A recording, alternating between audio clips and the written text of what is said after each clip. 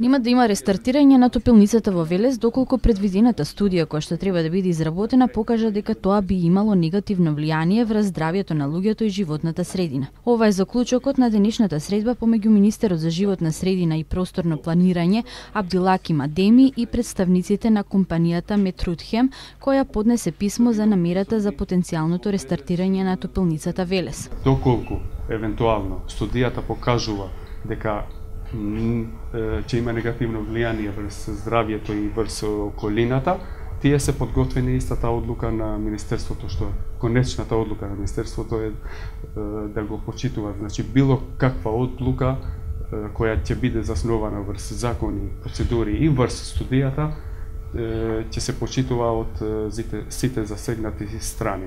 Ние сме решени да го испочитуваме законот како што потврди и господинот министер до крај и ќе ја почитуваме крајната одлука или резултат која ќе произлезе од еден научен процес